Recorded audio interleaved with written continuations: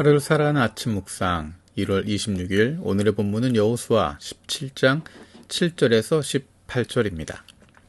오늘의 본문에서는 므낫세 지파가 땅을 분배받는 장면이 등장합니다. 그래서 요단 동편 땅을 분배받은 지파들을 포함해서 총 5지파가 땅을 분배받습니다. 요단 서편 땅을 분배받을 때 첫 번째 등장한 지파는 유다 지파였습니다. 그리고 어제 살펴봤던 두 번째 지파로 에브라임 지파, 그리고 오늘 세 번째 므낫세 지파입니다. 에브라임 지파와 므낫세 지파는 구분되기도 하지만 또 함께 합쳐져서 요셉 자손 혹은 요셉 지파라고 불리기도 합니다. 루벤, 갓, 유다, 에브라임, 므낫세.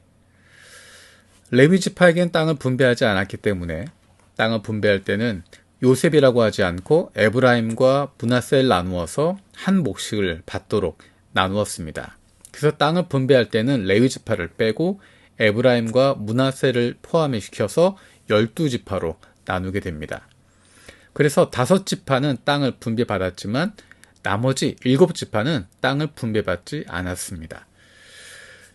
에브라임과 므낫세 지파에서 땅을 분배받은 이후의 이야기입니다. 특별히 오늘 14절에서 18절에 보면 요셉 자손이 여호수아에게 불만을 제기하고 있는 장면이 등장합니다. 14절에서 18절입니다. 요셉 자손이 여호수아에게 말하여 이르되 여호와께서 지금까지 내게 복을 주심으로 내가 큰 민족이 되었거늘 당신이 나의 기업을 위하여 한 제비 한 분깃으로만 내게 주심은 어찌함이니까 하니 여호수아가 그들에게 이르되 네가 큰 민족이 되므로 에브라임 산지가 너에게 너무 좁을진대 브리스 족속과 르바임 족속의 땅 삼림에 올라가서 스스로 개척하라 하니라. 요셉 자손이 이르되 그 산지는 우리에게 넉넉하지도 못하고 골짜기 땅에 거주하는 모든 가나안 족속에게는 베스안과 그 마을들에 거주하는 자이든지 이스라엘 골짜기에 거주하는 자이든지 다 철병거가 있나이다 하니 여호수아가 다시 요셉의 족속 곧 에브라임과 므낫세에게 말하여 이르되 너는 큰 민족이요 큰 권능이 있은즉 한 분깃만 가질 것이 아니라 그 산지도 네 것이 되리니 비록 삼림이라도 네가 개척하라 그 끝까지 네 것이 되리라. 가나안 족속이 비록 철병거를 가졌고 강할지라도 네가 능히 그를 쫓아내리라 하였더라. 이 본문에서는 요셉 자손 에브라임과 므낫세 지파들과 여호수아의 관점에 큰 차이를 보여주고 있습니다. 고대에서 인구수는 힘을 의미하는 것이었습니다. 민수기 26장에서 두 번째 인구조사가 있습니다. 40년 광야 생활을 마치고 가나안으로 들어가기 직전입니다. 20세 이상으로 전쟁에 나갈 만한 남자들의 숫자를 기록했습니다. 12지파가 기록이 되어져 있는 레위 지파를 제외하고 12지파에서 20세 이상으로 전쟁에 나갈 만한 남자 숫자를 파악을 했는데 전체 숫자 60만 1730명입니다. 12지파로 계산하면 평균적으로 5만 정도가 될 수 있습니다. 므낫세 자손이 5만 2700명이었습니다. 에브라임 자손이 3만 2500명이었습니다. 그러니까 므낫세와 에브라임의 자손들을 합치면 요셉 자손이 8만 5200명이었습니다. 유다 자손은 7만 6500명이었습니다.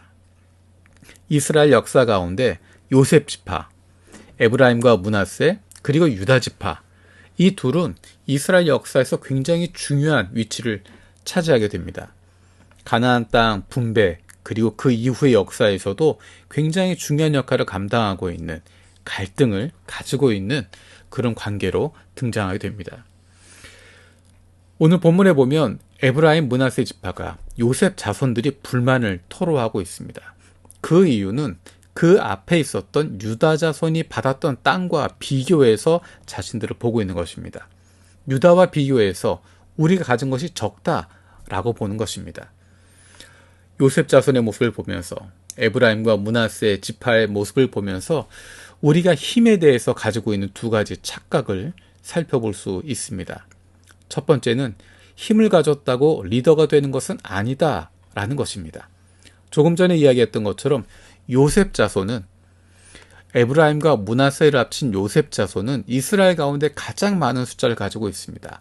유다 자손보다, 유다 지파보다 많은 숫자를 가지고 있습니다. 더 큰 힘을 가지고 있습니다.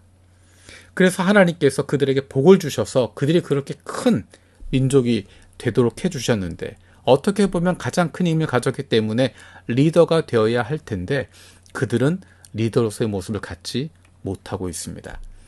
오히려 자기들이 받은 땅에 대해서 불만을 이야기하면서 못하겠다라고 이야기하고, 좁다고 이야기하고, 힘들다고 이야기하고, 어렵게 이야기합니다.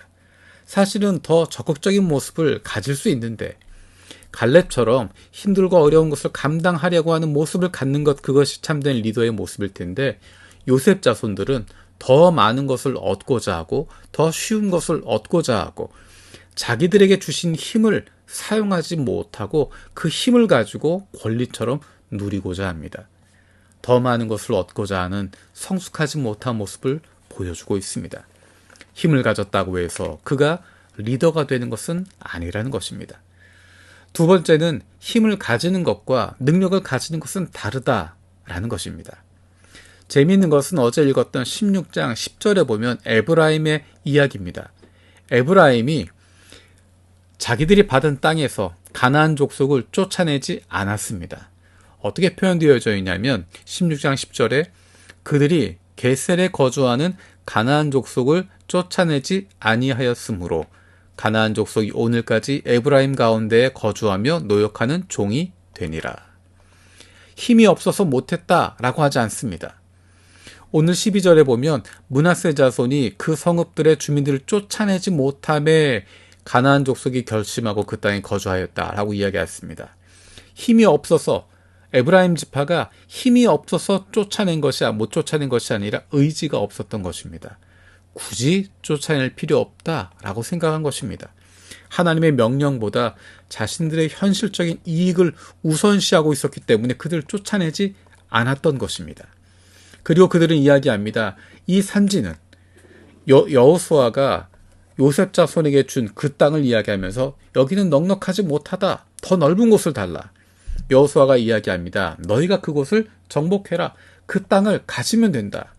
하지만 요셉 자손이 이야기합니다. 넉넉하지도 않고 거기에 있는 사람들은 철병거를 가지고 있다. 싸울 수 없다. 라고 이야기합니다. 여호수아가 그들에게 이야기합니다.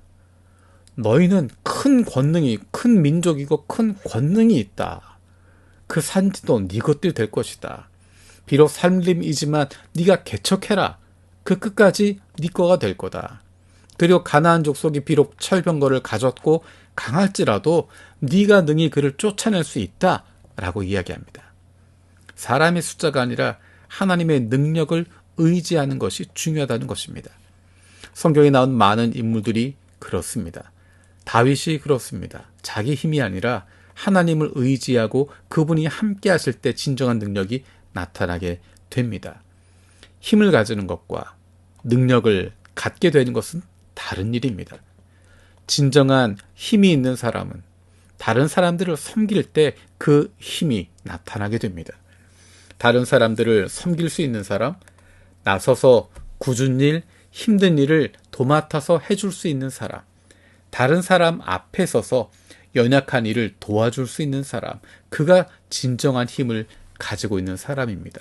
하나님이 그를 인정해 주십니다. 그리고 하나님이 그와 함께 하십니다. 진정한 힘은 다른 사람을 억누르기 위해서가 아니라 다른 사람을 섬기기 위해서, 내가 솔선수범하기 위해서 사용되어지는 것이고, 그럴 때 하나님께서 함께 하시고 능력을 더해 주십니다. 저와 여러분들이 힘자랑하는 사람이 아니라 하나님의 능력으로 살아갈 수 있는 진정한 힘 있는 사람 되기를 원합니다. 살아계신 아버지 하나님 감사드립니다. 우리가 주님 안에서 진정한 힘 있는 사람, 능력 있는 사람 되기를 원합니다. 우리에게 맡겨주신 힘들고 어려운 이들을 섬기고 도울 수 있는 저희들 되게 해주시고, 우리가 먼저 나서서 다른 사람들을 도와줄 수 있는 굳은 일, 힘든 일을 맡아 할 수 있는 사람들 되게 해주시고, 우리의 힘 자랑하는 사람들이 아니라 하나님의 능력을 덧입고 살아갈 수 있는 주님의 사랑받는 자녀들 되게 하여 주옵소서. 감사드리며 예수님의 이름으로 기도드립니다. 아멘.